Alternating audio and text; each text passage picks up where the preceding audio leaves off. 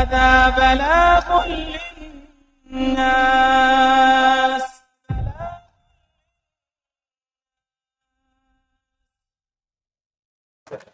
السلام عليكم ورحمة الله وبركاته.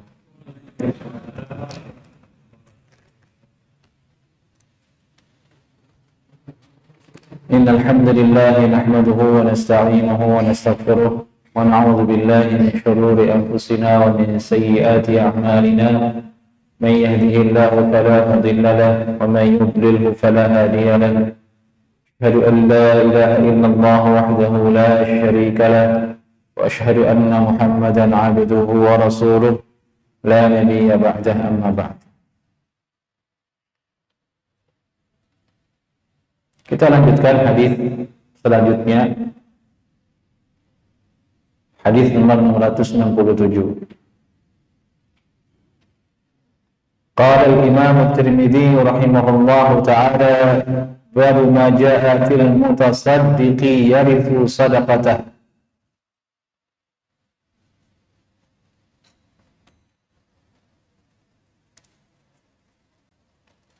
Bab hadis datang menjelaskan tentang orang yang bersedekah mewariskan sedekahnya.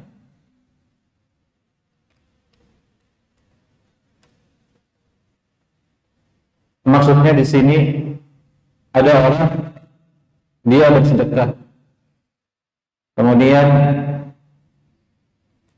orang yang menerima sedekah tersebut meninggal dunia. Otomatis barang yang telah diterima oleh orang tersebut turun ke orang yang tadi bersedekah. Karena ketika itu orang yang diberikan sedekah itu adalah keluarganya. Nah, ini pembahasannya bagaimana hukumnya sekarang hal seperti itu.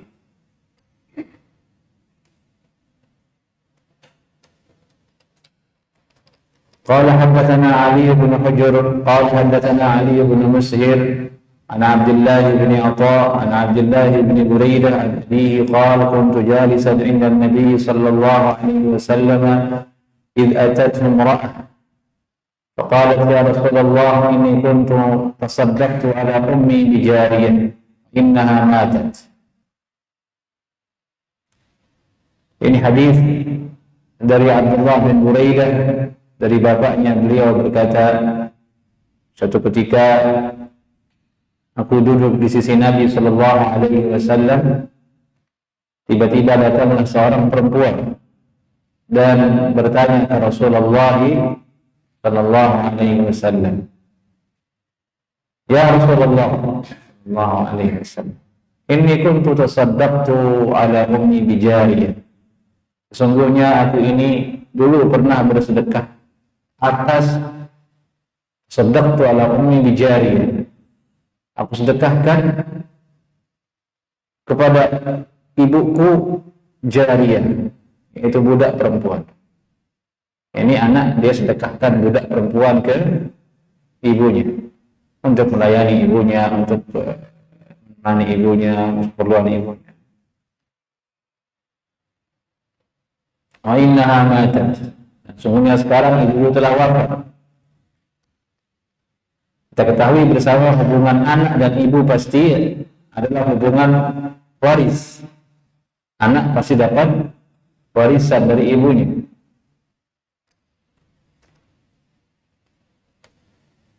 Qala Nabi sallallahu alaihi wasallam kemudian menjawab pertanyaan perempuan ini, wajib ajruki wa raddaha alayki al-mirath.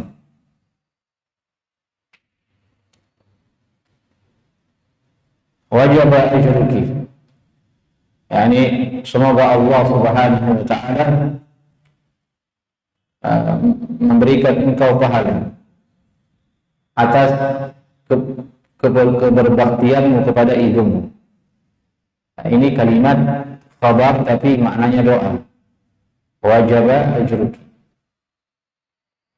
Kalau secara harfiah kan artinya kamu dapat pahala. Ya, maksudnya semoga Allah memberikanmu pahala atas keberbaktianmu kepada ibumu. dan doa Nabi insyaallah adalah sesuatu yang pasti. Atau maksudnya di sini memang demikian, kamu telah dapat atas keberbaktianmu kepada ibumu. Waraddaha 'alaikil mirath, dan warisan tersebut yaitu jariyah itu telah dikembalikan kepada dirimu. Yani apa yang tadi disedekahkan untuk ibunya balik lagi kepada dirinya dalam bentuk warisan. Padahal awalnya dia bersedekah. Dan ini yang menjadi syahid, menjadi letak pendalilan dari apa yang disebutkan Al-Imam Tirmidzi tadi di awal, yaitu bolehnya orang yang telah bersedekah menerima kembali barang sedekahnya dengan jalan warisan.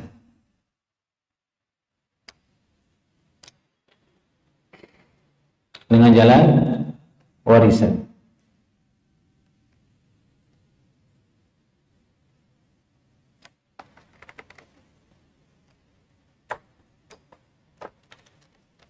Oleh karena itu Imam At-Tirmidzi rahimahullah taala berkata, wal 'amalu 'ala hadza inda aktsari ahli al-'ilm.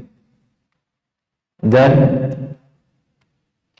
inilah amalan di sisi kebanyakan ulama, anna ar-rajula idza tasaddaqa bi sadaqatin, apabila seorang laki-laki bersedekah dengan suatu sedekah, berinfak dengan sesuatu, summa warithaha halat lah, kemudian dia mendapatkan warisan, apa yang disedekahkan itu kembali kepada dirinya dengan jalan warisan, halat lah, hukumnya menjadi halal.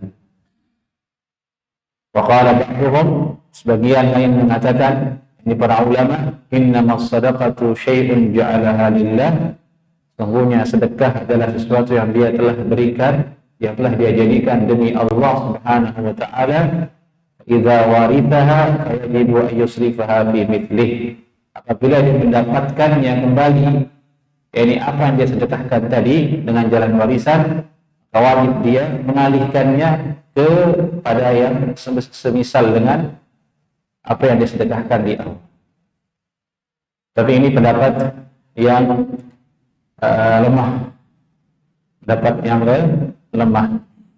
Yang sahih adalah apa yang disepakati oleh para ulama seperti Imam Ahmad dan yang lain sebagainya, dan inilah zahir dari hadis ini, sedekah itu atau barang yang kita sedekahkan tersebut kepada orang tua kita, kepada anak kita, kepada ibu kita, jika meninggal kemudian dan barang itu kembali kepada kita dalam bentuk warisan, hukumnya halal.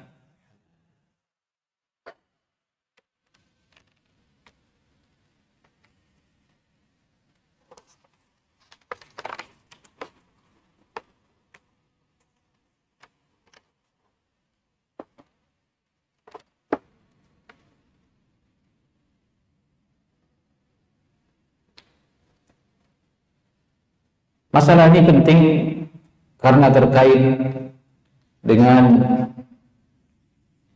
masalah larangan seseorang mengambil kembali apa yang telah dia berikan. Dalam hadis disebutkan dalam Sahih Bukhari yang maknanya siapa saja yang bersedekah kemudian dia ambil kembali, seumpama anjing yang muntah kemudian dia makan kembali muntahnya.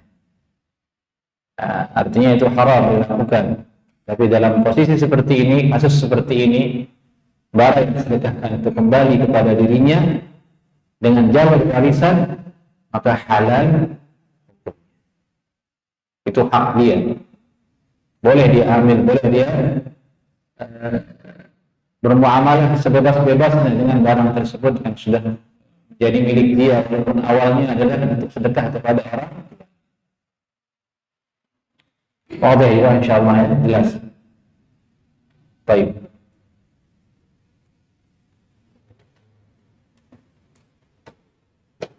Kita lanjut ke hadis berikutnya. Babu ma jaa fi karahiyatil awwal fi sadaqah. Bab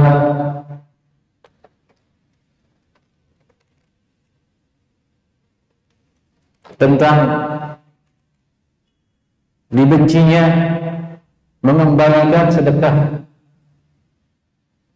Dibencinya mengembalikan sedekah. Ini mengambil kembali sedekah yang telah kita sedekah.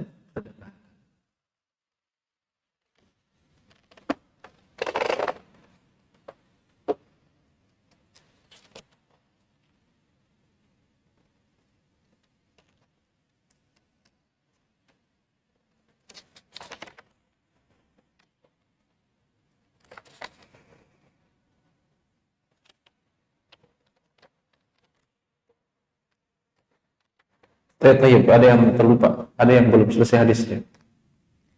Kita lanjutkan hadisnya lagi. Afwan, belum selesai yang tadi hadisnya. Qalat ya Rasulullah. Kemudian perempuan tadi berkata ke Nabi sallallahu alaihi wasallam, yang setelah Rasulullah SAW bersabda, wajaba ajruki wa raddaha alayki al-mirathu. Qalat, perempuan ini berkata, ya Rasulullah, innaha kana 'alaiha shawmu syahrin. Ya Rasulullah, sungguhnya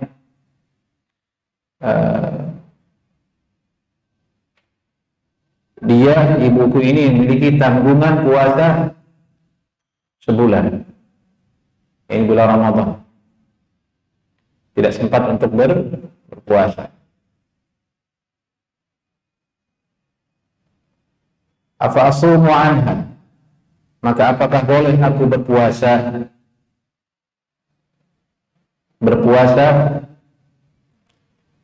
atau mempuasakan puasa ibuku yang telah meninggal tersebut, tidak sempat dia lakukan. Qala sumi anha, silahkan puasalah untuk dia. Puasa untuk ibu, maksudnya dia berpuasa diganti dari puasa ibunya yang dulu tidak sempat dia mempuasakan ibunya. Qala ya Rasulullah, inna lam tahujja qattu. Ya Rasulullah, ibuku ini tidak pernah berhaji sekalipun. Apa hujju anha, apakah boleh aku berhaji untuknya atau berhaji darinya?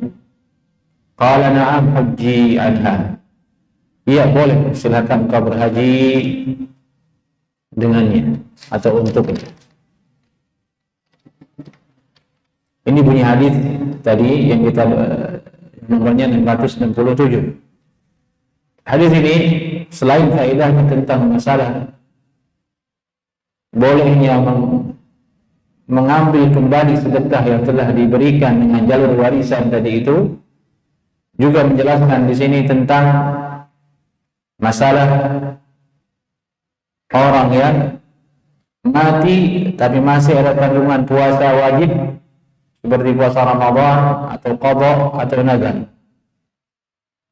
Ini masa hidup dia masih ada tanggungan, belum sempat dia selesaikan puasa Ramadannya atau puasa qadhanya belum selesai, nazarnya belum selesai.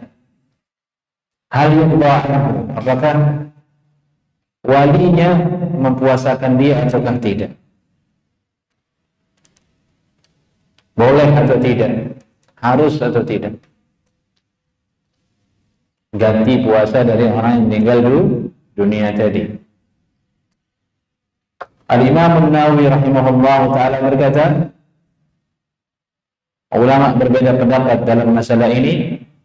Wal-Syafi'i fil mas'alati qawlan masyhuran. Dan Imam Asy-Syafi'i rahimahullah ta'ala memiliki dua pendapat yang populer dalam masalah ini. Ashharuhuma, pendapat yang paling populer, la yusamu anhu, tidak dipuasakan. Jadi jika seseorang meninggal dunia tidak dipuasakan puasanya, sudah selesai. Tidak oleh anaknya, tidak oleh walinya. Ini pendapat Imam Asy-Syafi'i rahimahullahu ta'ala. Wala yasih an mayyitin shaumun aslan. Tidak sah puasa untuk mayit aslan pada dasarnya.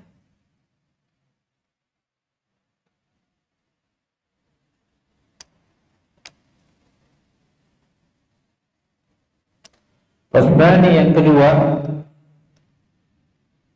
yustahabbu liwalihi an yasuma anhu, disunnahkan untuk walinya, wali si mayit, anaknya si mayit, agar berpuasa untuk puasa mayit tersebut yang belum sempat dia lakukan. Disunnahkan hukumnya, bukan wajib, disunnahkan. Wa yasih shaumuhu anhu, dan puasanya sah atas nama mayit tersebut. Wa yabra'u bihi al-mayyit, dan mayit menjadi bebas dari tanggung jawab puasa setelah dipuasakan oleh walinya tersebut. Wala yahtaju ila it'amin anhu, dan tidak perlu untuk dibayarkan dengan makan fidyah. Ada orang meninggal dunia belum puasa dibayarkan fidyah, tidak perlu kalau sudah dipuasakan. Ini pendapat yang kedua menurut Imam Syafi'i, sebagaimana yang diceritakan oleh Al-Imam An-Nawawi rahimahullahu ta'ala. Tapi yang paling populer, yang paling dikenal Imam Syafi'i rahimahullahu ta'ala, itu pendapatnya mengatakan tidak dipuasakan. Tapi ulama atau fuqaha setelah beliau yang menisbatkan diri kepada Imam Syafi'i berbeda pendapat dengan Imam Syafi'i.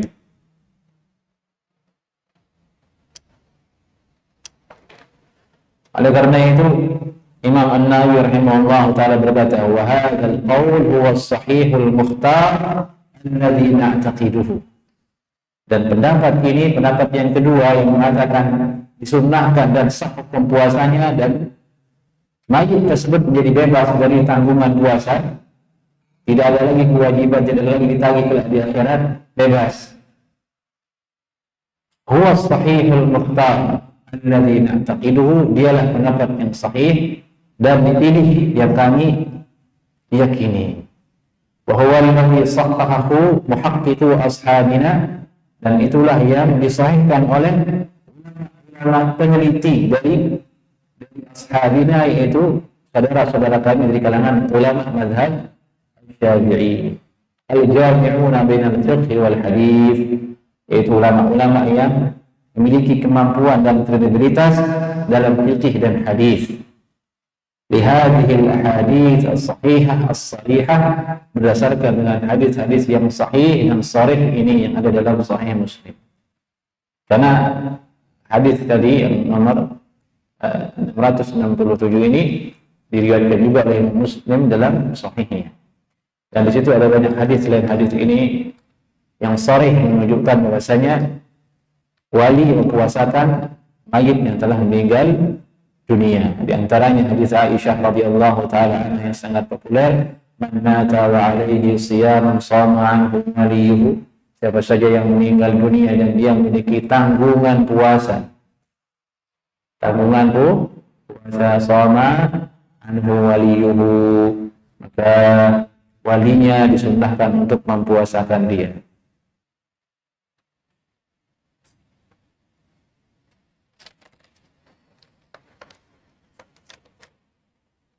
Baik. Baru kita lanjut ke hadis yang tadi, baru ma jaa fi karahiyatil awwal fi shadaqah.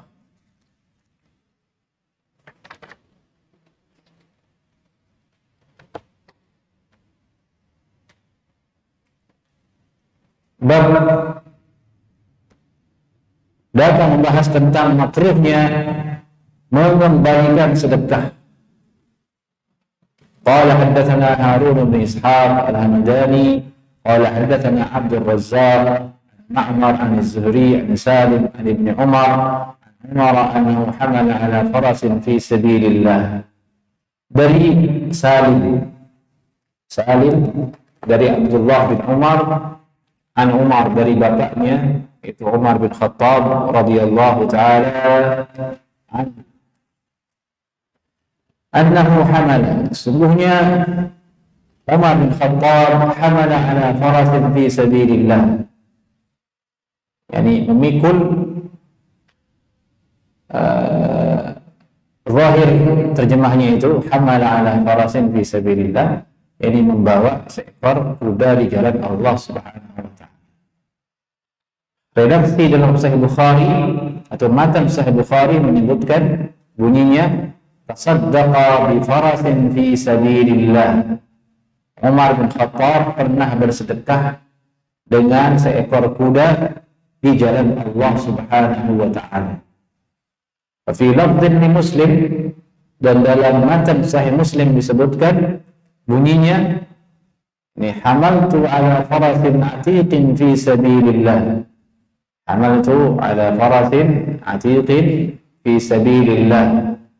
Artinya hamaltu ala farasin atiqin fi sabilillah dalam Sahih Muslim, tasaddaqtu bihi wa wahabtuhu liman yuqatil alaihi fi sabilillah. Aku bersedekah dan aku hibahkan kuda ini untuk orang yang akan jihad di jalan Allah Subhanahu wa taala sebagai tunggangannya. Nah, ini fungsi kita meneliti riwayat-riwayat hadis. Jadi makna hadis itu menjadi jelas kalau kita tahu jalur riwayat-riwayat yang dikeluarkan oleh para ulama hadis. Kalau tidak, kadang kita pusing, ini maksudnya apa? Diketahui dengan apa? Dengan adanya matan atau redaksi yang dikeluarkan oleh ulama lain dalam sahihnya, dalam kitab hadisnya. Ini di sini Imam At-Tirmidzi belum mengeluarkan riwayat hadis dengan bunyi annahu hamala ala farasin fi sabilillah. Sungguhnya Umar memikul di atas kuda di jalan Allah. Maksudnya apa? Tidak jelas. Menjadi jelas karena ada redaksi yang lain dalam Sahih Muslim. Hadisnya satu, tapi redaksinya berbeda-beda. Dengan diketahuinya keberagaman redaksi itu, akhirnya kita menemukan satu makna maksudnya seperti ini. Jadi maksudnya hamala ala farasin fi sabilillah, yakni Umar bin Khattab radhiyallahu taala anhu pernah bersedekah, pernah berhibah dengan seekor kuda di jalan Allah, dia berikan kepada orang yang akan jihad. Berarti sudah diberikan ke orang lain. Summa ra'aha tuba. Namun kemudian dia melihat kuda itu dijual. Dijual.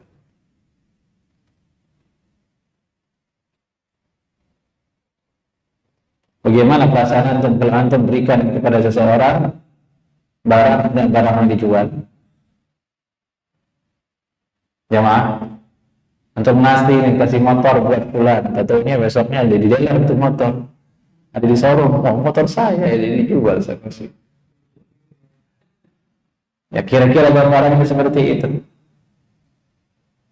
Summa ra'aha tuba, dia lihat kuda itu tuba dijual. Farada yashtariha, Umar bin Khattab radhiyallahu taala ingin membelinya kembali. Ingin membelinya kembali. Karena sahabat, apalagi Umar, pasti memberikan sesuatu di jalan Allah yang terbaik. Bukan yang tidak kita inginkan sebagaimana orang di hari ini. Yang dia infakkan, yang dia sedekahkan adalah yang tidak dia cintai, yang tidak dia inginkan. Kalau yang dia inginkan, dia cintai, dalam rumah tidak disedekahkan.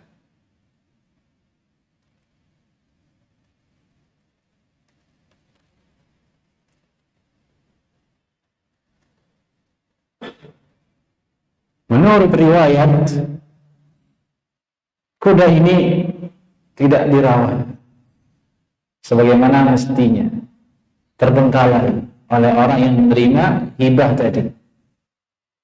Maka Umar ingin menyelamatkannya, ingin membelinya. Faqala Nabi sallallahu alaihi wasallam, Nabi bersabda, la ta'ud fi sadaqatik. Jangan kembalikan apa yang telah kamu sedekah.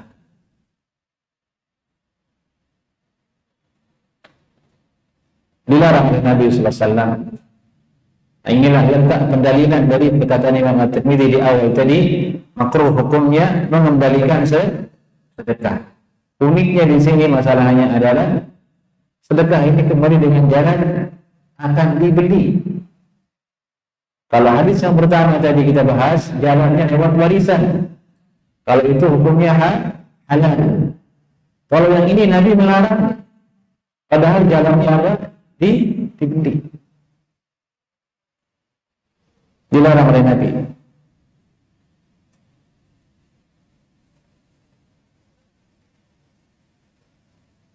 Dan disebutkan oleh para ulama, antaranya Al-Imam An-Nawawi rahimahullah taala, larangan Nabi di sini yang berbunyi la ta'ud fi sadaqatik, jangan kembalikan sedekahmu. An-nahyu nahyu tanzih, larangan di sini nahyu tanzih, larangan biasa, bukan larangan untuk mengharamkan, bukan untuk mengharamkan. Dan sedekah di sini dalam hadis Umar ini yang kita baca ini, kata ulama, dia adalah sedekah sunnah, bukan sedekah wajib.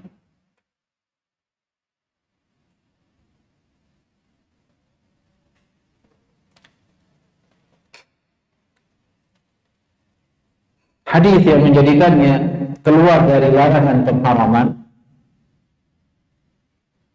sebagaimana kita ketahui asal larangan itu adalah haram jika berasal dari Nabi Sallallahu Alaihi Wasallam.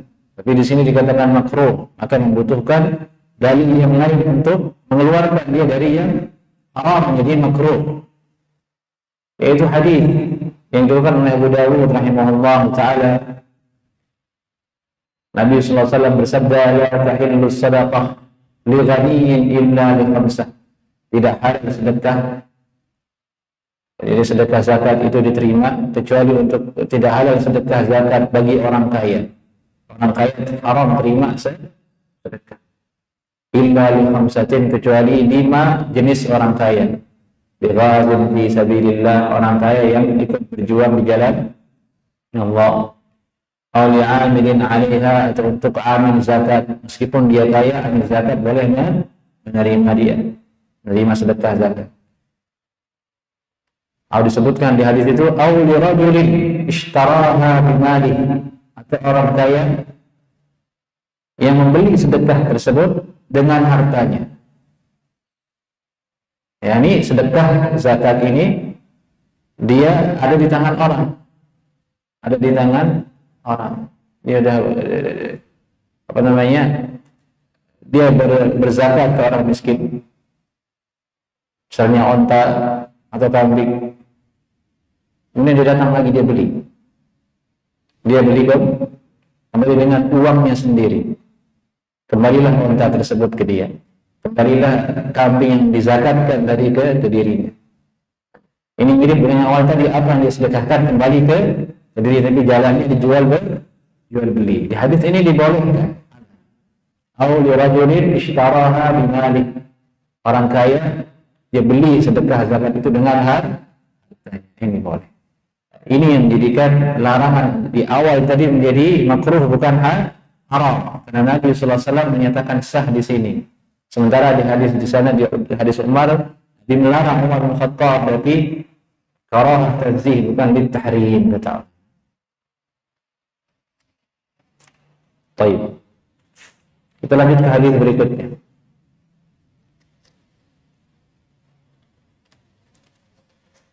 Bab ma jaa fi sadaqati 'anil mayyit, bab membahas tentang sedekah untuk mayit.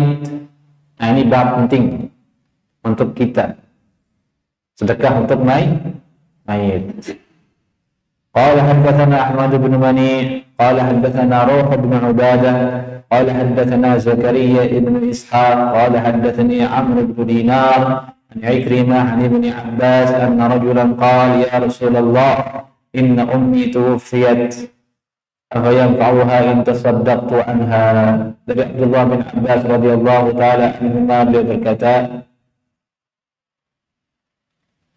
sesungguhnya ada lelaki, dia berkata, ya Rasulullah sallallahu alaihi wasallam, inna ummi, sungguhnya ibuku tuwfiyat, telah meninggal dunia. Apa yang fa'uha in tasaddaqtu anha, apakah dapat memberikan manfaat kepada beliau jika aku bersedekah atas nama beliau? Qala na'am, iya, Nabi sallallahu alaihi wasallam. Dan Nabi bersabda, fa inna li makhrafan, sungguhnya wahai Rasulullah, aku punya kebun kurma. Makhraf itu artinya kebun kurma atau kebun anggur. Fa ushhiduka, aku bersaksi akan dirimu wahai Nabi sallallahu alaihi wasallam, atau aku jadikan engkau sebagai saksi, anni qad tasaddaqtu bihi anha, aku telah sedekahkan kebun kurma itu atas nama ibuku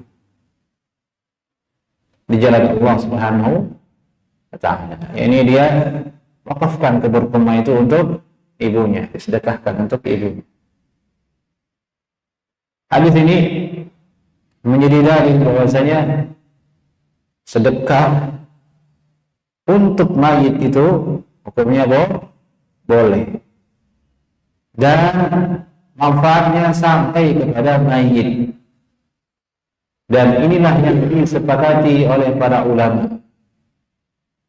Amalan yang sampai kepada mayit itu manfaatnya diantaranya adalah sedekah. Maka ingat jemaah, kita semua di sini punya orang tua, punya ibu, punya bapak meninggal, masih hidup. Kalau kita ingin berbakti ke orang tua kita, amalkan ini, sedekah untuk beliau yang telah meninggal dunia. Manfaatnya langsung sampai, karena di hadis disebutkan apa yang fa'unaha, sedekah apakah manfaatnya sampai kepada ibu yang telah meninggal dunia. Sahabat bertanya demikian karena tentu orang sudah meninggal putus amalannya, kan begitu. Yang bersedekah anaknya, bukan dia.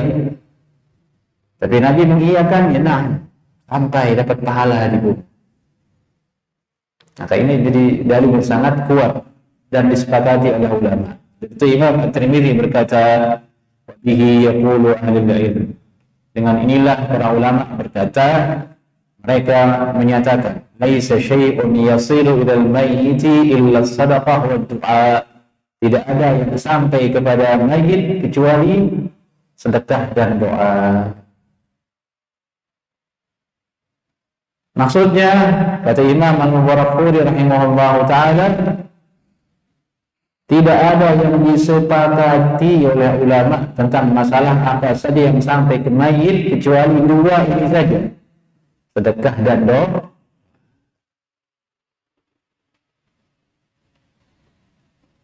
Kirim Al-Fatihah sampai enggak? Nah, ini yang dibahas. Kaki situ larinya ini.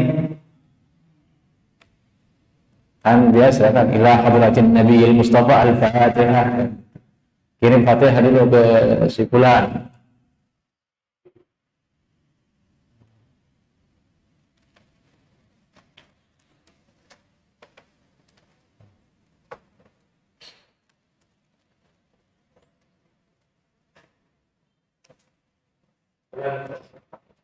Sudah, silakan. Fadhal.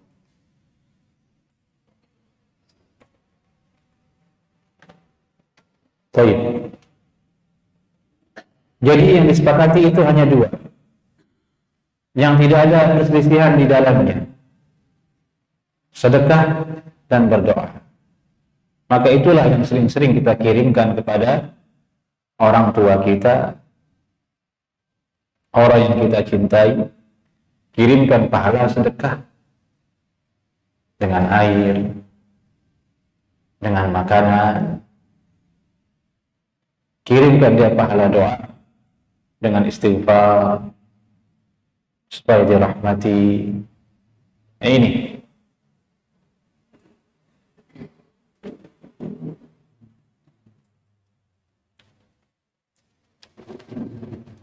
Adapun selain dari ini, seperti ibadah al-badaniyah, disebut dengan ibadah al-badaniyah, ibadah-ibadah yang terkait dengan badan kita yang masih hidup, terkait dengan badan orang yang melakukannya, seperti puasa, badan kita yang melakukannya, sholat, baca Al-Quran.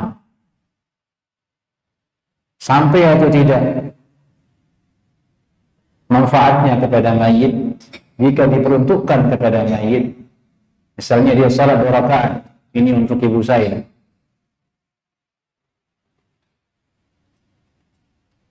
atau dia puasa biasa, puasa sunnah, tapi dia bilang ini untuk ibu saya, kirimkan pahalanya.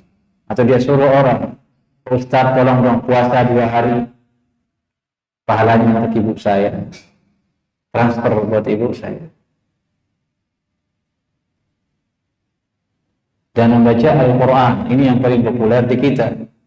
Pak Kiai, mohon bacakan kita Al-Quran untuk transferkan pahalanya ke ibu saya. Yang baca siapa? Kiainya, bukan anaknya. Ini malas nih anak nih. Malas dia baca Al-Quran. Dia suruh Ustaz sama Kiai baca Al-Quran. Ya sama dengan yang tadi, dia suruh orang lain puasa, dia malas puasa. Pahala puasanya kirimkan ke ibu saya. Mungkin dia kira ada rekening kali di dalam kubur.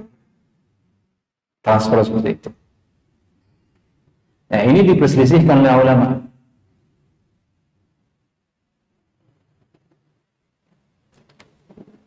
Dinukil oleh Imam Al-Barakhuri dalam Syarh Al-Fiqh Al-Akbar. ذهب أبو حنيفة وأحمد وجمهور السلف رحمهم الله إلى وصولها. Imam Abu Hanifah dan Imam Ahmad dan mayoritas ulama salaf, semoga Allah merahmati mereka, mengatakan sampai manfaatnya kepada mayit. Jadi ini pendapat pertama. Sampai.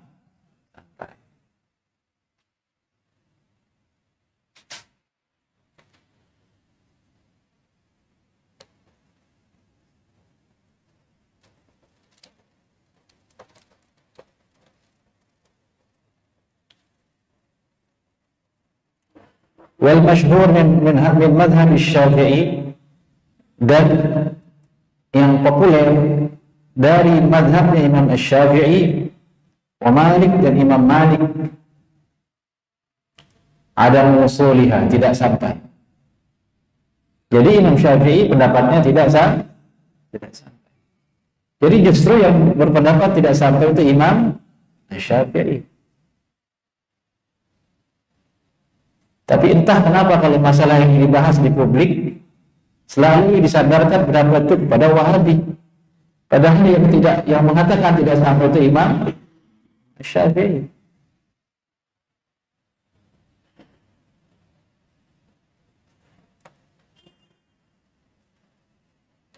Dinukil dalam kitab Al-Mirqat, Imam As-Suyuti rahimahullah. Imam As-Suyuti ini ulama mazhab Syafi'i yang paling kuat. Semua ulama mengenal beliau, Imam As-Suyuti rahimahullah ta'ala, imam ulama besar mazhab Syafi'i. Beliau berkata dalam kitabnya Syarh As-Sudur, "Ukhtulifa fi usuli thawab al-Qur'an al-mayyit." Diperselisihkan masalah sampainya manfaat bacaan Al-Quran kepada mayit. Jumhur salaf al-a'immatus salatah ala al-usul. Mayoritas ulama salaf dan para imam yang 3 berpendapat sampai. Wa qala fi dzalika Imam Syafi'i. Dan imam kami, Imam Syafi'i, menyelisihi itu.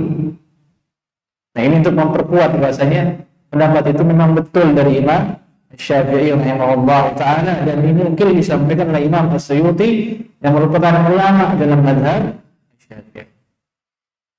Mustadillan biqaulihi ta'ala, dan berdalil dengan firman Allah Subhanahu wa ta'ala, wa an laysa lil insani illa ma sa'a. Dan tidak ada bagi seorang manusia kecuali apa yang dia telah upayakan, usahakan sendiri ketika masih hidup.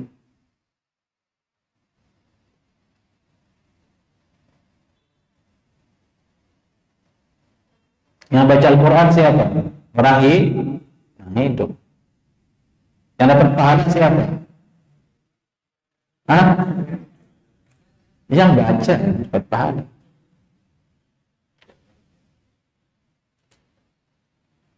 Nah, ini menurut Imam Syafi'i, bukan menurut saya ini jemaah, menurut Imam Syafi'i.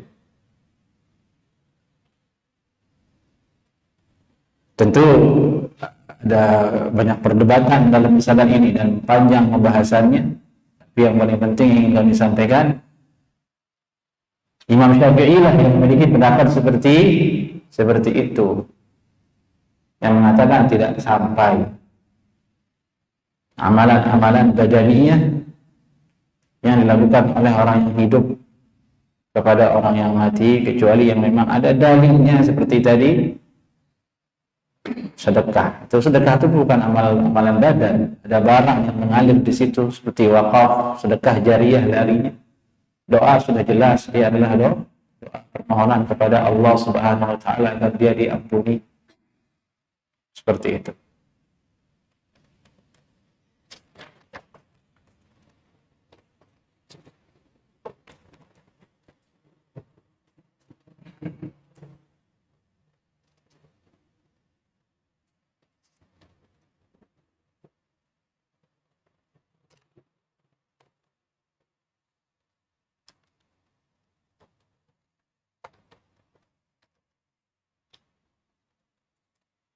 Dan ada satu masalah dalam di sini, yaitu yang disebut oleh para fuqaha, masalah yang lebih spesial lagi, yaitu tentang sampainya bacaan Al-Quran kepada mayit. Bagaimana kalau bacaan itu dihadiahkan ke Nabi Sallallahu Alaihi Wasallam? Itu yang kita sering dengar, ila hadratin Nabiyil Mustafa Al-Fatihah. Itu artinya kepada hadirat Nabi Sallallahu Alaihi Wasallam pahala Al-Fatihah, bacaan Al-Fatihah. Khilaf para fuqaha di situ. Yang sahih ialah tidak pernah diamalkan oleh sahabat hal seperti itu. Tidak ada yang pernah mengirimkan Al-Fatihah. Tanpa dikirimkan Al-Fatihah, Nabi sudah dapat pahala. Karena Al-Quran adalah milik Nabi Sallallahu Alaihi Wasallam, turun ke beliau. Tanpa dikatakan ila hadratin Nabi, sudah otomatis dapat pahala Nabi Sallallahu Alaihi Wasallam, dan salaf tidak pernah mengamalkan hal semacam itu. Jadi ada dua masalah di sini perlu kita bedakan. Pembahasan secara khusus sampai atau tidaknya bacaan Al-Quran. Masalah kedua adalah apakah salaf pernah mengamalkannya atau tidak. Dua hal yang berbeda. Kami sendiri lebih cenderung kepada pendapat Imam Asy-Syafi'i tadi rahimahullah ta'ala yang mengatakan tidak sah. Oleh karena itu kita ambil yang disepakati. Apa yang disepakati? Sedekah dan doa. Kirimkan pahala sedekah. Keluarkan uang Anda untuk orang yang kita cintai. Belikan sesuatu, sedekahkan atas nama dia. Yang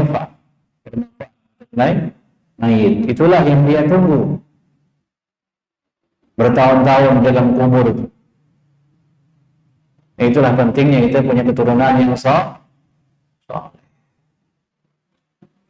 Bayangkan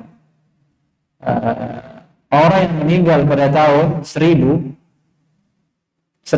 tahun 1000 Masehi, sekarang tahun berapa? 2000. Orang meninggal pada tahun 1000 Masehi masih dalam kuburnya sekarang. Apakah masih ada cucunya di tahun 2000 ini yang doakan dia? Allahu a'lam. Tapi kalau kita punya anak saleh, keturunan yang saleh, ya insya Allah. Seperti Imam Syafi'i misalnya, ribuan tahun yang lalu beliau lahir, sampai sekarang masih didoakan oleh orang-orang yang memiliki ilmu dari beliau. Rahimahullah ta'ala wa maghfir lil Imam Syafi'i. Terus ada. Nah, kita yang masih hidup, sebenarnya kita mati di tahun 2000-an ini.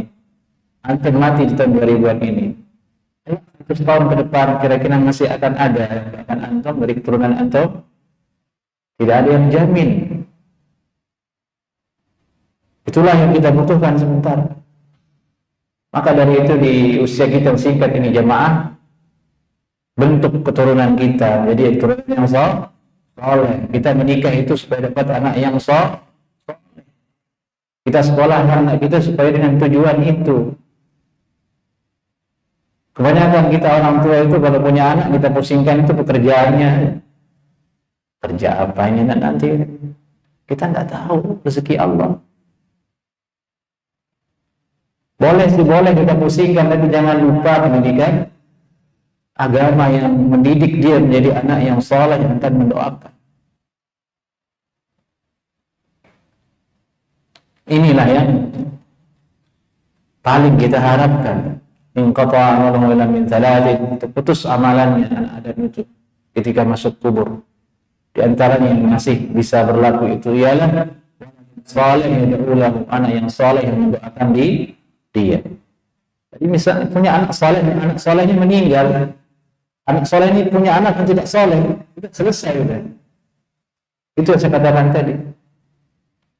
Tidak mudah hal ini kita dapatkan. Terus sambung menyambung keturunan kita menjadi anak yang soleh sampai cicit apalah namanya itu. Ini yang sulit. Dalam Al-Quran disebutkan walladzina amanu wattaba'atuhum dzurriyyatuhum biimanin alhaqna bihim dzurriyyatuhum. Alhaqna bihim dzurriyyatahum. Dan orang-orang yang beriman itu dan orang-orang yang keturunannya mengikuti mereka dengan keimanan. Di keturunannya beriman kepada Allah Subhanahu wa taala. Di akhirat kami akan kumpulkan mereka. Ini salah satu keuntungan memiliki keturunan yang soleh. Jadi itu wajib kita jemaah kalau punya anak, ajarkan dia agama, ajarkan dia doa. Nanti waktu dia menikah, suruh menikah dengan yang solehah. Niatnya menikah bukan untuk senang-senang saja, tapi untuk punya keturunan terus begitu. Beri rezeki yang halal, jangan yang haram. Sehingga kita berharap sampai hari kiamat ada yang mendoakan kita di dalam kubur. Baik. Sampai di sini kajian kita dulu. Semoga ada manfaatnya. Assalamualaikum warahmatullahi wabarakatuh.